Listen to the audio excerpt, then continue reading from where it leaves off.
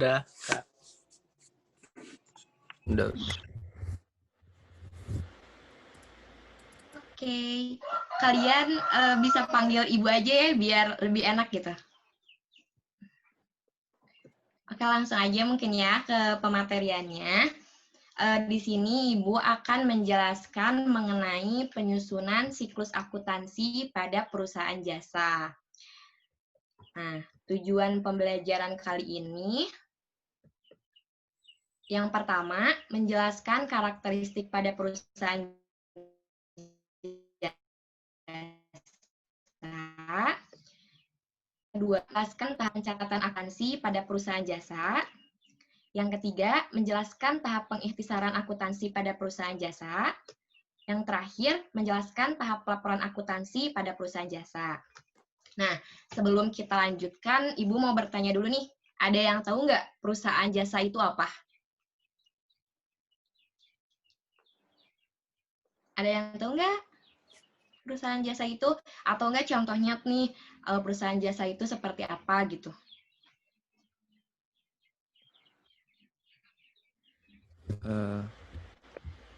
Perusahaan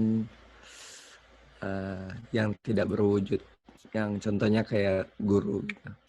Iya, betul. Ada lagi nggak yang ingin menambahkan pendapat dari Nino?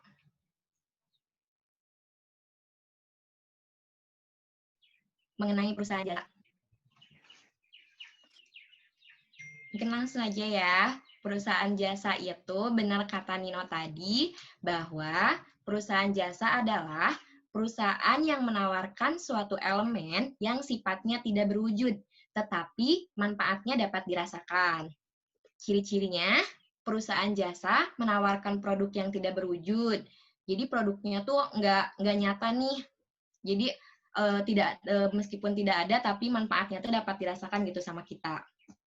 Yang kedua, pencatatan dan pelaporan keuangan sederhana. Dan yang ketiga, harga jasa tergantung pada kepuasan konsumen. Nah, kan tadi kata Nino contohnya tuh ada guru. Ada lagi nggak yang tahu tentang contoh dari perusahaan jasa? Yang lainnya ada lagi yang tahu nggak? Kan tadi kata Nino guru nih udah betul, contoh dari perusahaan jasa. Ada yang tahu lagi nggak apa selain guru? Dokter. Apa? Dokter. Betul, dokter. Ada lagi? Tukang cukur. Apa? Tukang potong rambut, tukang cukur. Ya, betul ya. Yang teman-teman sebutin bahwa perusahaan jasa itu ada guru yang sedang mengajar, ada dokter, terus tadi tukang cukur, terus ada juga tukang yang suka membersihkan kendaraan. Mantap, kalian semua pada pintar. Lanjut ya. Nah, di sini ada siklus akuntansi pada perusahaan jasa. Nah, di sini tuh di siklus akuntansi pada perusahaan jasa ini tuh terdapat beberapa tahap. Ada tahap pencatatan, ada tahap pengikhtisaran, ada tahap laporan. Nah, di sini kan namanya juga siklus ya, saling berhubungan antara satu dengan yang lainnya. Jadi, apabila kalian ada yang tidak mengerti dari awal, tanyain aja langsung ke Ibu. Jadi, biar nanti kita materi selanjutnya itu biar nggak tersendat gitu, karena namanya juga siklus berhubungan dari awal sampai akhir saling berurutan gitu. Nah, di sini yang pertama Ibu mau ngebahas dulu tentang tahap pencatatan nih. Di tahap pencatatan ini ada bukti transaksi, ada jurnal, dan ada buku besar. Ada yang tahu nggak bukti transaksi itu seperti apa? Kwitansi. Ya, betul, kwitansi. Anto, ada lagi nggak yang tahu? Apalagi selain kwitansi? Nota. Nota, bagus. Ada lagi? Ayah, tahu nggak apa lagi bukti transaksi? Cuman tahu yang bagian bawah. Ya, bukti transaksi itu betul ya, yang kata teman-teman tadi ada kwitansi, ada nota. Nah, dari pengertiannya, bukti transaksi itu merupakan suatu media yang digunakan sebagai dasar pencatatan bagi setiap transaksi. Nah, di bukti transaksi itu ada dua macam. Ada bukti transaksi eksternal dan bukti transaksi internal. Tahu nggak perbedaannya antara bukti transaksi internal dengan bukti transaksi eksternal? Ada yang tahu nggak? Nah, Ibu jelasin ya, perbedaan dari bukti transaksi internal dan eksternal itu, kalau misalkan bukti transaksi internal, yaitu bukti transaksi yang ada di dalam perusahaan. Sedangkan bukti transaksi eksternal, bukti transaksi yang berada di luar perusahaan. Jadi transaksinya itu contohnya dengan transaksi dengan perusahaan lain. Nah, benar tadi kata Nino, kata Anto bahwa bukti-bukti transaksi itu ada kwitansi, ada faktur, ada nota kredit, dan nota debit. Itu yang di transaksi eksternal. Sedangkan di transaksi internal, ada memo, ada bukti kas masuk, dan bukti kas keluar. Selanjutnya, di sini ada aturan debit kredit. Nah, kalian harus ingat ya, bahwa kalau misalkan kas bertambah itu di mana? Di debit atau di kredit? Kredit. Kalau kas bertambah? Oh, debit. Iya. Jadi harus ingat kalau kas bertambah itu di debit. Debit itu di sebelah kiri. Harus ingat ya, sekali lagi. Kalau kas bertambah itu di debit atau di kredit? Di debit. Di debit. Di debitnya ada di sebelah kiri atau di sebelah kanan? Kiri. Kiri. Oke, ayo dong semuanya suaranya munculin. Jangan di unmute semuanya unmute. Jadi biar semangat semuanya. Oke. Nah, lanjut ya. Nah, Ibu di sini ada soal nih. Di sini contoh soalnya 1 Januari Ibu Tri membuka perusahaan salon dengan menyetorkan uang pribadinya sebesar 500 juta ke rekening perusahaan. Nah, di contoh soal ini apa nih yang bertambah? Debit. Oh. Yang bertambahnya apa? Di sini? Debit. Ya. Debit. Enggak, bukan. Akun yang bertambahnya apa? Kas. Kas. Kasnya ada di debit atau di kredit? Debit. Sebesar berapa? 500. Mobil. Nah, 500. Kalau di sisi kanannya yang di kreditnya yang bertambah apa? Modal. Ya, betul Ayah, modal. Jadi, Ibu Tri membuka perusahaan salon dengan menyetorkan uang pribadinya sebesar 500.000, maka kas bertambah di debit atau di sisi kiri. Dan di sisi kreditnya atau di kanannya, modal Ibu Tri bertambah sebesar 500 juta. Sekali lagi ya, kalau misalkan kas bertambah, itu di debit atau di kredit? Debit. Di debit. Kalau Kredit. modal di Kredit. kredit. Oke. Ingat ya, pokoknya di akuntansi ini kalian harus menghafal banget, harus mengingat banget akun-akunnya. Terus jangan sampai keliru kalian menaruh akun atau kode-kodenya.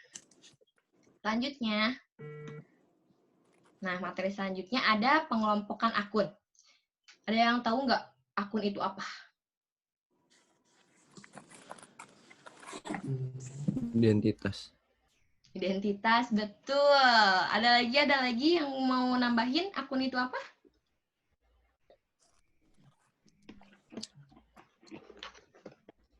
Nah, mungkin, akun itu adalah suatu media yang digunakan untuk mencatat transaksi melalui jurnal atau tanpa jurnal untuk perubahan dari aset, kewajiban, ekuitas, pendapatan, dan beban-beban. Nah, di sini Ibu ada beberapa nama-nama akun. Kelihatan nggak? Jelas? Jelas. Jelas. Nah, di sini coba kalian catat atau enggak kalian potret gitu nama-nama akunnya sama kode-kode akunnya biar nanti tidak lupa. Di sini ada kas, piutang, sewa dibayar di muka, perlengkapan salon, tanah, bangunan, akumulasi penyusutan bangunan, peralatan, akumulasi penyusutan peralatan, dan lain-lain. Nah, di sini tuh biasanya kas itu diawali dengan angka 1. Pokoknya apapun itu, kode dan nomor akun kas pasti diawali dengan angka 1. Kalian ingat ya.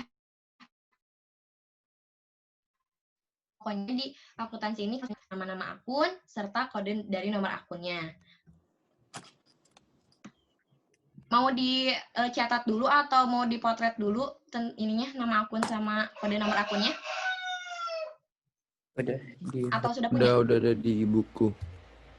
Oh iya. Langsung ya.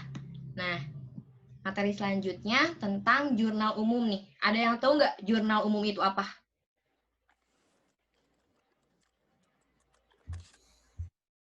Ada yang tahu nggak? Jurnal umum. keuangan. Nggak tahu. Apa? Pencatatan keuangan. Ya, betul Anto. Jangan malu-malu, pokoknya kalian bersuara aja, jangan takut salah. Pokoknya kita di sini sama-sama belajar. Pokoknya ibu belajar, kalian juga belajar. Jadi kita sama-sama saling belajar ya. Pokoknya makanya itunya apa sih mic-nya jangan di-unmute, jangan di-mute, unmute aja. Nah, jadi biar semuanya aktif gitu bicara. Jadi ibu nggak bicara sendiri gitu. Lanjut ya. Nah, jurnal umum itu adalah media dalam proses akuntansi untuk menampung akun-akun transaksi. Nah, jurnal umum ini tuh ada beberapa fungsi. Ada fungsi pencatatan, ada fungsi historis, fungsi analisis, fungsi instruktif, fungsi informatif. Ada yang tahu nggak fungsi pencatatan dari jurnal umum itu fungsinya tuh untuk apa ya? Ada yang tahu nggak?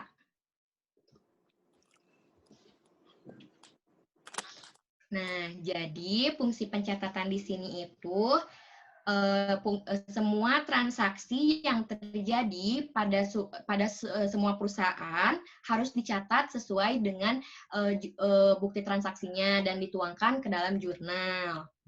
Yang kedua, fungsi historis. Nah, fungsi historis ini tuh jurnal umum yang dicatat secara kronologis dengan membukukan transaksi yang dilakukan sesuai dengan urutan tanggal. Jadi kalian pada saat membuat jurnal umum itu jangan tiba-tiba misalkan ada tanggal 1, ada tanggal 1, ada tanggal 5, ada tanggal 10. Nah, kalian jangan langsung mencatat nomor satunya itu dari tanggal 10, tapi harus sesuai dengan urutan bukti transaksi. Kalau ada transaksi dari tanggal 1, maka kalian harus dari tanggal 1 menuliskan jurnal umumnya atau transaksinya. Jangan langsung ke tanggal yang lebih atas. Selanjutnya, fungsi analisis. Nah, fungsi analisis di sini itu jadi untuk menentukan nama akun, jumlah yang dicatat, dan di sisi mana si akun itu timbul, atau di sisi debit atau di sisi kredit. Nah, hasilnya itu dianalisis dan dituangkan ke dalam jurnal. Selanjutnya, fungsi instruktif. Nah, jurnal umum di fungsi instruktif ini tuh sekumpulan instruksi atau perintah. Jadi, jika instruksi atau perintahnya tidak diikuti di jurnal umum, maka akan terjadi kesalahan. Jadi, semuanya itu harus dicatat, harus dituangkan sesuai dengan perintah atau instruksi. Nah, instruksi dan perintahnya itu di mana? Dilihat dari bukti transaksi. Nah, seperti itu. Selanjutnya ada fungsi informatif. Nah, fungsi informatif ini tuh jurnal umum yang menyajikan tanggal, nama akun, keterangan, dan nilai uang pada bukti transaksi. Nah, selanjutnya bentuk jurnal umum. Nah, bentuk jurnal umum seperti ini ya. Jangan lupa kalian harus menulis identitas perusahaan, sama jangan lupa juga kalian menuliskan periode. Biasanya suka keliru nih atau kelewat, kita lupa menulis identitas perusahaan sama periode karena kita terfokus pada bukti-bukti transaksi. Nah, di sini jangan kelupaan ya untuk mencatat identitas perusahaannya. Selanjutnya ada langkah-langkah pembuatan jurnal. Nah, pada saat kita mau melakukan jurnal, tadi kata Ibu, kita harus mencatat nama perusahaan dan periode tahunnya. Selanjutnya, catat tanggal transaksi sesuai tanggal yang terdapat di bukti transaksi. Isilah kolom kode bukti perusahaan dengan nomor bukti transaksi. Pada kolom akun dituliskan nama akun yang mengalami perubahan. Perubahannya apakah itu transaksinya ada di sisi kredit atau di sisi debit. Pokoknya di situ jangan sampai kelupaan ataupun keliru. Nah, di sini Ibu ada contoh soal nih. Ada nanti kita kerjain bareng-bareng ya.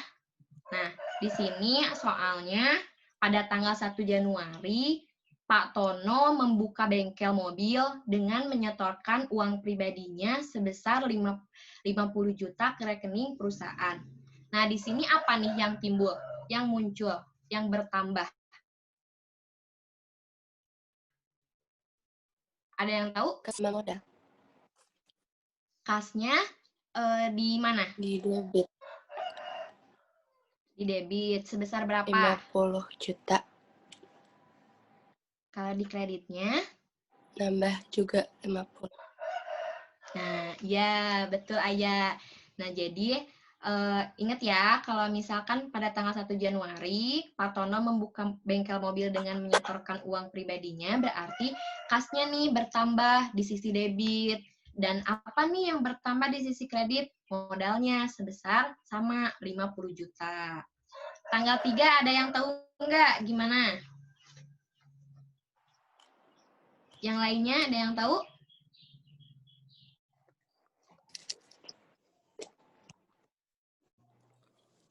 Dibeli secara kredit boleh? Masuk hutang dan perlengkapan. Hutangnya di sisi mana? Sisi kiri. Kredit. Kiri itu kredit atau debit? Di kredit. Di kredit. Yang di debitnya apa? Yang di debitnya perlengkapan. Perlengkapan. Sebesar? Sebesar 24 juta. Ya. Jadi, nah tapi biasakan ya, jadi penyebutannya harus yang bertambah di debit dulu.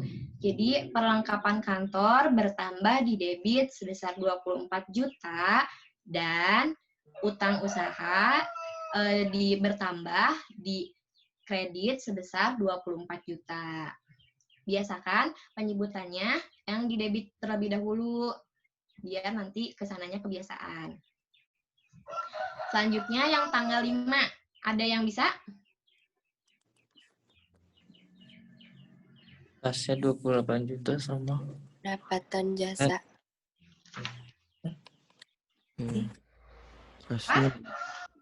Kasnya bertambah 12 juta, terus di 28. debit, terus yang kreditnya pendapatan jasa sebesar 28 juta. Ya, betul. Tadi siapa yang menjawab? Anto atau Zarif? Nino. Oh, Nino. Maaf, gak kelihatan. Oke, mantap Nino. Betul ya. Nah, jawabannya di sini jangan lupa ya tulisin perusahaannya. Tadi perusahaan bengkel mobil dan servis mobil Jaya. Ini kita ngebuat apa? Membuat jurnal umum. Periodenya 31 Maret 2017. Nanti kasnya bertambah nih, 50 juta di sisi debit. Dan modalnya bertambah di sisi kredit sebesar 50 juta juga. Dan jangan melupakan kode referensi. Pokoknya kalian, kan tadi Ibu udah nampilin ya kode-kode akunnya, kalian harus ingat kalau misalkan kas itu didahului oleh angka 1. Seperti itu. Nah, yang tadi yang ketiga, yang tanggal 3, perlengkapan kantornya bertambah di debit sebesar 24 juta dan utang usahanya juga bertambah di di kredit sebesar 24 juta. Yang tanggal 5, kasnya bertambah di debit sebesar 28 juta dan pendapatan jasanya juga bertambah di kredit sebesar 28 juta. Nah, di jurnal umum ini ada yang masih kurang paham?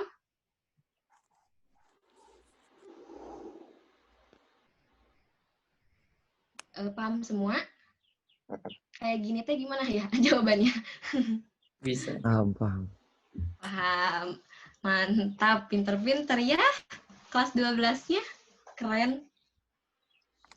Selanjutnya buku besar. Apa sih buku besar itu? Nino boleh bacain pengertian dari buku besar ini? Buku besar merupakan buku yang berisi kumpulan akun dan disusun secara berurutan berdasarkan kode akun, sehingga mudah ditemukan ketika diperlukan langkah-langkah yang harus dilakukan dalam proses posting. Nah, ya buku besar itu buku yang berisi kumpulan akun-akun dan disusun secara berurutan. Urutannya sesuai dengan kode akun yang tadi. Yang pertama, kode akun 101 berarti kas dahulu. Yang selanjutnya diteruskan dari piutang usaha, ke utang, dan seterusnya.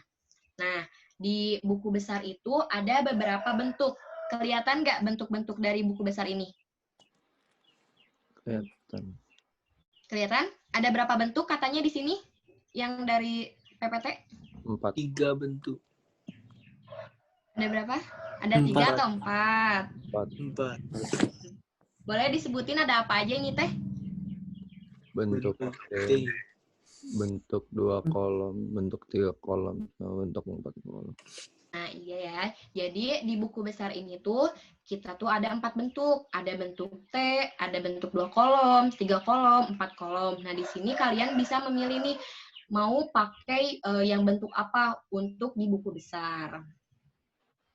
Nah, langkah-langkah buat membentuk buku besar itu seperti apa sih? Nah, langkah-langkahnya yang pertama, ambil atau siapkan akun sesuai dengan instruksi jurnal. Selanjutnya, catat tanggal di jurnal pada lajur tanggal akun. Nah, jadi nanti kalian tuh kan tadi udah ya bikin buku besar nih. Contohnya yang tadi. Tadi itu ada kas, ada modal, ada perlengkapan kantor, ada utang usaha, ada kas juga, dan ada pendapatan. Nah, di transaksi tadi, kalian susun nih, apa dulu, kas dulu kah, modal dulu kah, atau apa. Nanti kalian pilih bentuknya, mau bentuk T, bentuk 2 kolom, bentuk 3 kolom, atau 4 kolom. Nah, di buku besar ini, jangan lupa juga tulisin kode referensinya, terus nanti kasnya itu ada di sisi debit atau di sisi kredit. Kalau misalkan kasnya semuanya di debit, kalian tambahin semuanya. Kalau misalkan ada nih, kasnya itu ada yang di sisi kredit, ya berarti nanti kalian tinggal mengurangi, biar nanti di proses akhirnya itu, kita tuh akan mendapatkan seimbang gitu, antara kredit sama debitnya itu, hasilnya itu sama. Selanjutnya, catat tanggal. Nah, jangan lupa tanggal harus dicatat sesuai dengan bukti transaksi. Tanggalnya itu jangan sampai kelewat ataupun jangan sampai salah tanggal. Karena kalau misalkan kita udah salah dari tanggalnya, nanti ke bawahnya juga akan mengikuti salah. Dan nanti kalian harus mengulang lagi dari awal. Kan pusing ya kalau harus mengulang lagi dari awal. Jadi diusahain di penyusunan buku dari jurnal umum, buku besar, dan seterusnya itu kalian harus teliti banget kalau di akuntansi ini. Selanjutnya, posting akun jurnal ke dalam buku besar. Nah, setelah tadi kita mengetahui transaksi-transaksi apa aja yang dimasukin ke jurnal umum, nanti tinggal kalian kumpulin mana yang masuk ke dalam kas, mana yang masuk ke dalam modal, dan seterusnya. Catat keterangan jurnal pada lajur keterangan akun. Nah, ini di sini kalian mencatat nih, ini kan kalau misalkan kas ya berarti catat kas, kalau misalkan utang berarti kalian catat utang. Setelah selesai, catat kode akun di lajur referensi jurnal dan halaman jurnal dicatat di lajur buku besar. Nah, jangan lupa kode akunnya di referensi jurnalnya karena biar kita harus menyusun gitu ya, sesuai dengan urutan dari kode referensi. Ada yang masih bingung nggak di buku besar ini? Enggak. Enggak. Lanjut, ini lanjutkan. Boleh. Oke, lanjut. Nah, selanjutnya ada neraca saldo nih. Neraca saldo itu adalah daftar yang memuat seluruh saldo akun-akun yang terdapat dalam buku besar. Nah, setelah tadi kita menyusun jurnal umum, terus sudah dipindahin ke buku besar. Nah, selanjutnya kita membuat neraca saldonya sesuai dengan kode akun. Kan tadi di buku besar, kalau misalkan transaksi kasnya ada 5 kas yang timbul, utangnya ada 2, dan seterusnya itu bertambah banyak-banyak. Nah, kalian setelah nanti di jumlah akhirnya ada di buku besar, kalian tuangin nih ke bentuk neraca saldo sesuai dengan kode akun yang telah diberikan. Sesuai dengan kode akun, kalian catat aja yang pertamanya. Kalau yang pertama kas, berarti tulisin kasnya di debit berapa. Terus yang kedua, kalau misalkan ada piutang, catat piutangnya bertambahkan di debit. Terus modalnya berapa, dituliskan di kredit. Nah, habis itu nanti kalian jumlahin nih antara debit sama kreditnya itu sama atau tidak, balance atau tidak. Kalau misalkan tidak balance, berarti kalian nanti harus cek lagi nih dari buku besarnya, apakah ada salah penjumlahan, ataukah ada yang tidak dimasukkan. Suka begitu nggak kalau misalkan dalam penghitungan akuntansi, suka ada yang kadang nggak balance atau kayak gimana? Atau gimana? Enggak balance. Suka nggak balance ya. Nah, disitulah kita memerlukan ketelitian gitu. Jadi, kita harus sering-sering mengecek transaksi-transaksi yang terjadi. Pokoknya harus sering-sering dicek dari awal lagi. Nah, selanjutnya ada mengkoreksi kesalahan neraca saldo. Nah, mengkoreksi kesalahan neraca saldo ini tuh ada kesalahannya tuh ayat jurnal salah dan belum dipostkan. Koreksinya itu harus hapus kesalahan tersebut serta cantumkan judul dan jumlah yang benar. Nah, kalau misalkan ada yang salah, nanti kalian posting lagi nih yang salahnya itu di mana dan diposting lagi yang benarnya. Nanti kalian kasih judul bahwa ini tuh koreksi dari kesalahan neraca saldo. Yang kedua, ayat jurnal sudah benar tetapi dipostkan secara keliru. Koreksinya, hapus kesalahan tersebut dan lakukan postingan yang benar. Diposting kembali gitu ya, si jurnalnya. Yang ketiga, ayat jurnal salah tetapi sudah dipostkan. Buatlah jurnal koreksi dan posting untuk memperbaharui kesalahan tersebut. Jadi kalau misalkan kalian ada kekeliruan dalam neraca saldo, kalian lihat lagi nih apa yang salahnya. Kalau misalkan salah menjumlah, kalian jumlah lagi dari awal. Kalau misalkan kalian sudah di-post ternyata salah, kalian posting lagi dari awal gitu. Paling nanti kalian tinggal kasih judulnya bahwa ini tuh pengkoreksian dari kesalahan neraca saldo. Ada yang ingin ditanyain nggak di neraca saldo ini?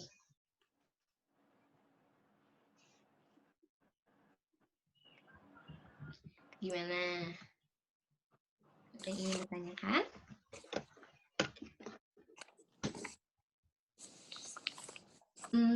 Paling Ibu pengen ngasih dulu soal gitu ya ke kalian.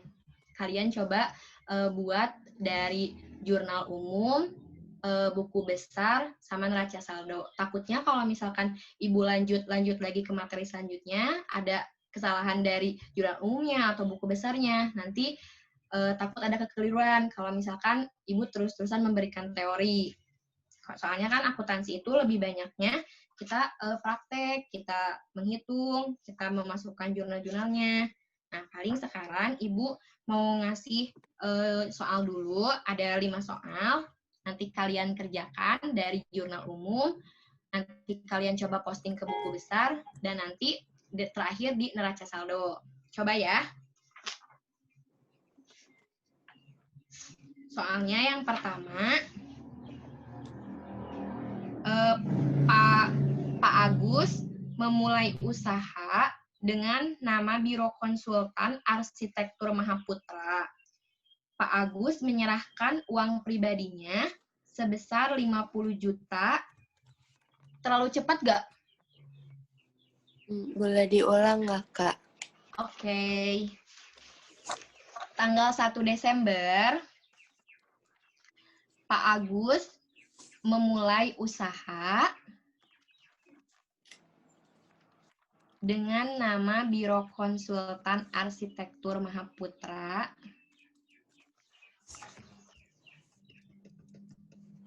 Kalian coba nanti di jurnal umum ya dimulainya. Nah, di sini. Pak Agus menyerahkan uang pribadinya sebesar 50 juta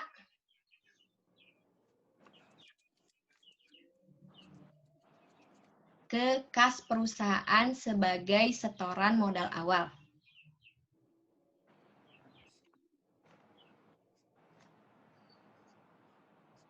Perlu diulang atau gimana?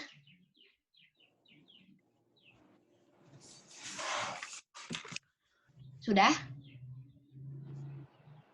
Oke, tanggal 2 Desember dibeli secara tunai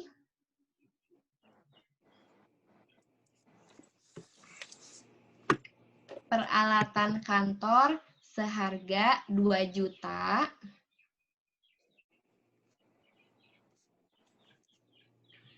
dan perlengkapan kantor seharga 5 juta.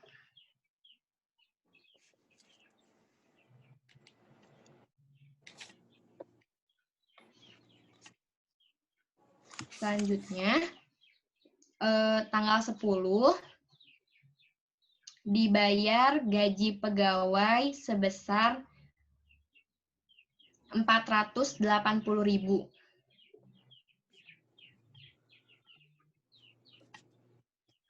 Itu udah berapa soal?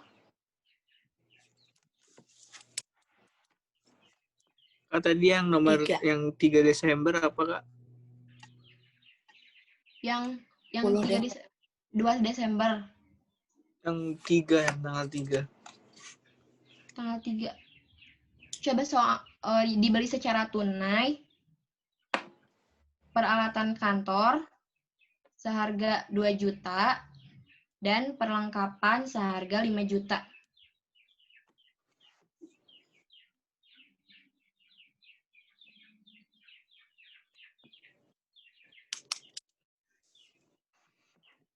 Selanjutnya, tanggal 10 dibayar gaji pegawai sebesar 480.000.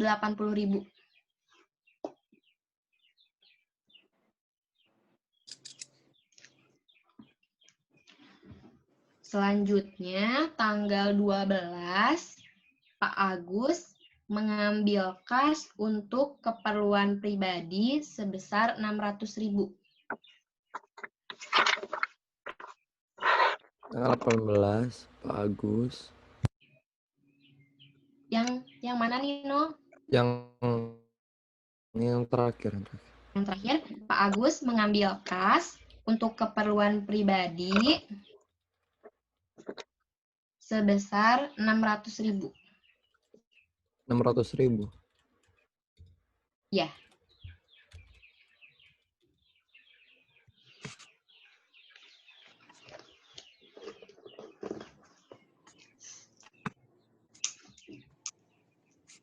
Yang terakhir, tanggal 14, dibeli 2 unit mobil untuk kendaraan operasional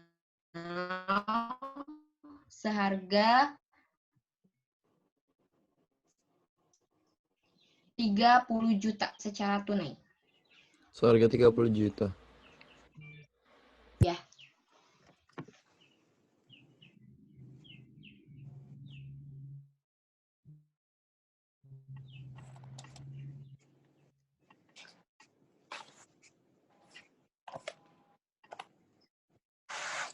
Coba kerjain dari jurnal umum.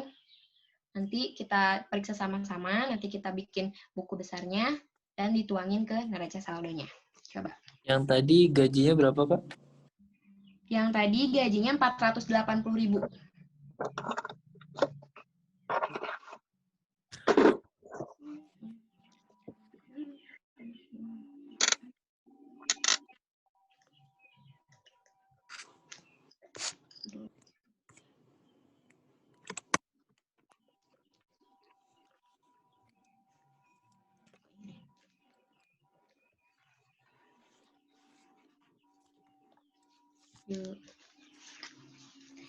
Yang pertama apa nih yang bertambah? Pas. Kas kepada Modal. modal sebesar 50 juta. Tadi. ya. Yang kedua, yang tadi Nino ya? Atau Anto? Yang barusan Anto. Anto, oke. Coba nomor 2-nya sama Nino.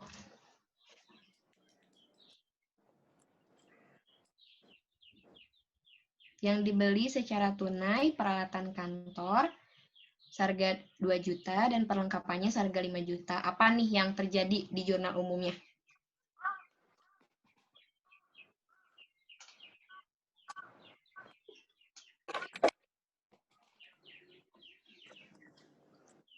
Nino?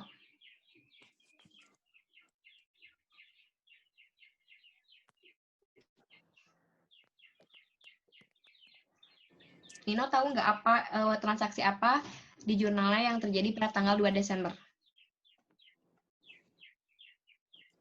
Atau temennya ada yang mau bantu? Oh iya, masuk Ya, di peralatan dan perlengkapan serta masuk di debit. peralatannya berapa? Peralatannya 2,5 juta. 2 juta Zarif. Oh iya, 2 juta. Ya. Terus perlengkapannya? Perlengkapannya 5 juta.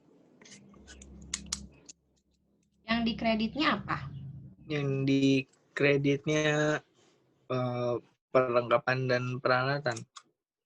Nah, kalau misalkan dibeli secara tunai, apa nih yang berkurang?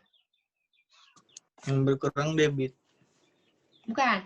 Kan tadi tuh yang pertama kan Pak Agus menyerahkan uang pribadinya sebesar 50 juta nih.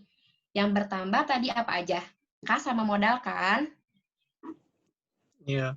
Sebesar 50 juta. Nah, ternyata pada tanggal 2, karena mungkin Pak Agus belum memiliki perlengkapan sama peralatan, dibelilah si perlengkapan sama peralatannya itu secara tunai. Peralatan sebesar 2 juta dan perlengkapannya secara 5 juta. Nah, di sini kan ada kata tunai nih, berarti secara cash dia Pak Agus membayar. Nah, jadi apa nih yang berkurangnya karena udah dibeliin itu? Modal. Modal atau kas? Kas. Nah, iya ya. Jadi kalau misalkan di suatu transaksi itu ada suatu transaksi yang dilakukannya secara tunai, maka yang mengurangi itu bukan modal, tetapi kas. Jadi kasnya itu berkurangnya sebesar berapa, Zarif? Sebesar 7 juta. Iya, sebesar 7 juta. Ingat ya, kalau misalkan dibeli secara tunai, yang berkurang apa?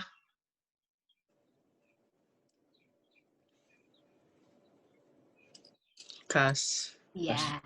Jadi yang berkurangnya itu kasnya ya. Oke, lanjut. Yang tanggal 10-nya. Siapa? Nino mau, Nino? Atau Ichiro? Ciro aja, Ciro. Oke. Ayo kita belajar sama-sama. Yuk sama ibu yuk bareng-bareng. Kan tanggal 10 itu dibayar gaji pegawai sebesar 480.000. Nih, kalau misalkan gaji pegawai itu sebagai apa?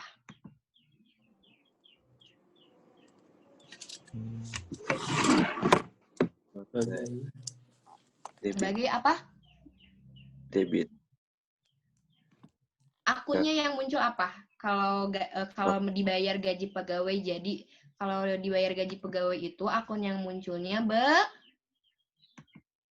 Tambah. beban. Jadi Beban dan ya yang di debitnya itu beban. Beban apa, Ichiro? Beban. Coba dibaca soalnya. Kan dibayar gaji pegawai sebesar 480.000. Jadi yang bertambah itu yang di debitnya beban gaji. Nah, di sini kan dibayarnya itu secara tunai. Kayak yang tadi yang tanggal 2 kan, yang tanggal 2 secara tunai yang muncul itu apa tadi? Yang di kreditnya, yang berkurangnya.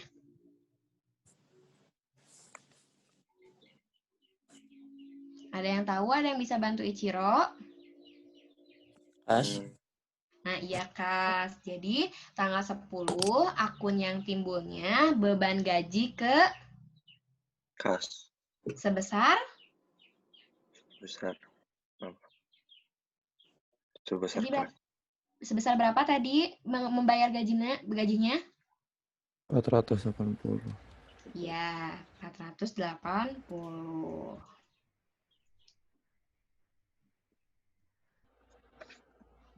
Ingat ya Ichiro, kalau misalkan kita membayarnya secara tunai, gajinya dibayar secara tunai, maka akun yang munculnya beban gaji ke kas. Jadi kasnya yang Berkurang.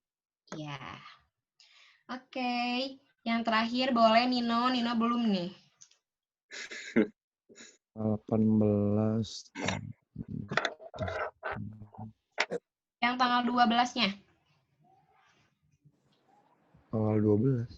Ya, yang Pak Agus mengambil kas untuk keperluan iya. pribadi. Pak Agus mengambil kas untuk keperluan pribadi sebesar 600.000.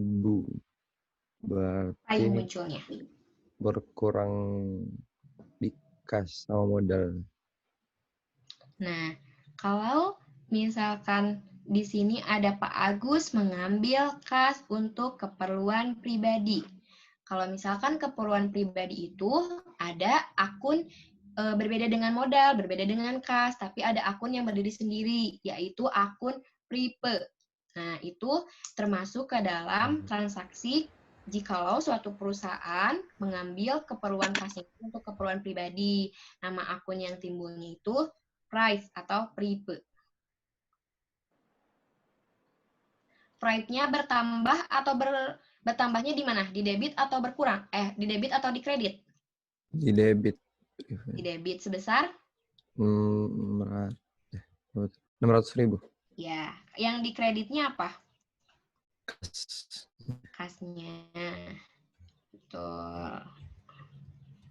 Oke, mantap. Selanjutnya yang terakhir, boleh Anto. Eh, itunya itu yang ini apa? Yang dibeli 2 unit mobil untuk kendaraan seharga 30 juta secara tunai. Peralatan 30 juta Iya, boleh. Peralatan 30 juta. dan pada kas 30 juta.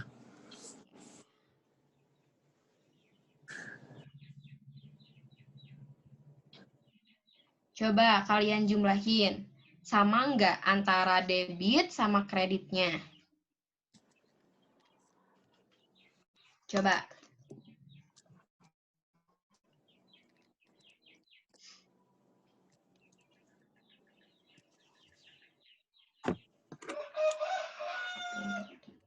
Sama kayaknya. Berapa jumlah totalnya? Coba hitung dulu.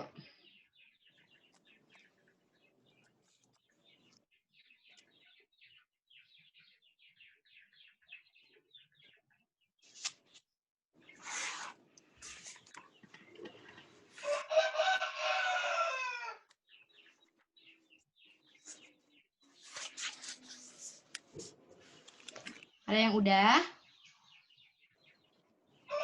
Sama nggak sama ibu hitungannya?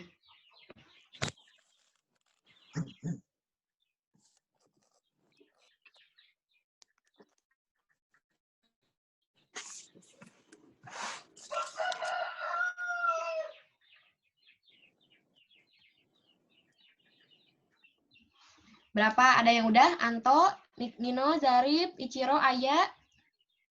Belum. Belum, sok coba hitung dulu. Nanti kita samain sama nggak sama yang ibu hitung.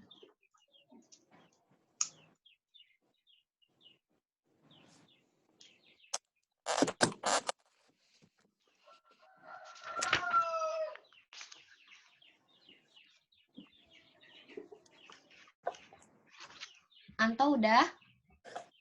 88 juta. 80.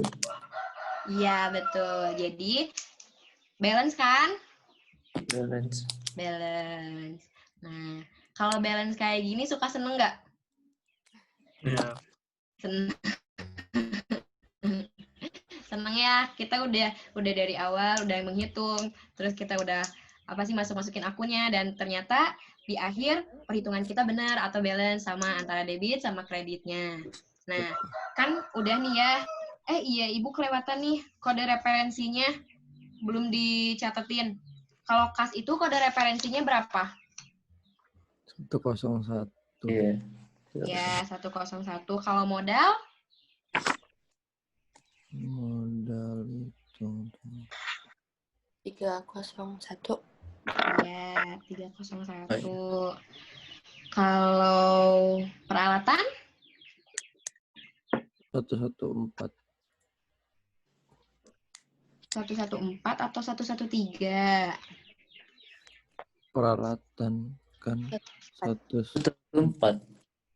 114? Ya, boleh.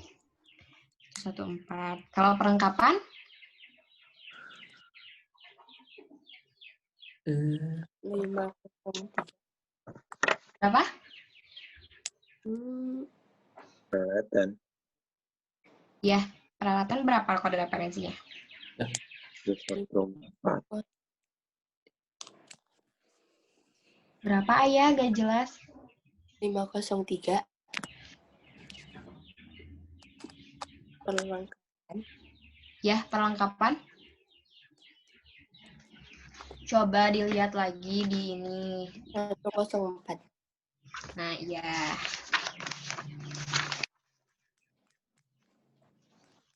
Satu 104. Nah, di sini kan banyak nih ya kasnya. Ada berapa? Dari 5 transaksi ini, semuanya ada kas, kan? Hmm. Kasnya bertambah, berkurang. Nah, coba ya lanjutin dulu aja. Beban gajinya berapa kode referensinya? 501. 501. 501. Kalau Thrive? 302. Ya. Kalau peralatan tadi 114 ya. Nah, coba kan kalian nih udah tahu nih kode referensinya udah dimasukin, terus perhitungannya juga udah balance, udah sama. Coba kalian masukin ke buku besarnya. Kalian mau bentuk apa? Bentuk T, 2 kolom, 3 kolom, 4 kolom, 6 kolom, atau 8 kolom? Atau 10 kolom? Mau yang mana? T aja. Yang T aja? Boleh. Coba bikin bentuk T-nya.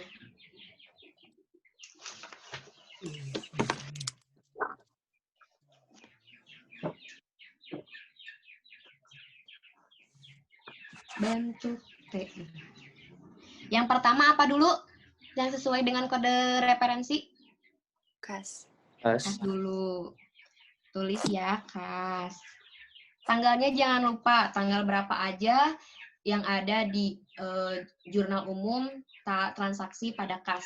Tanggal berapa aja? Tanggal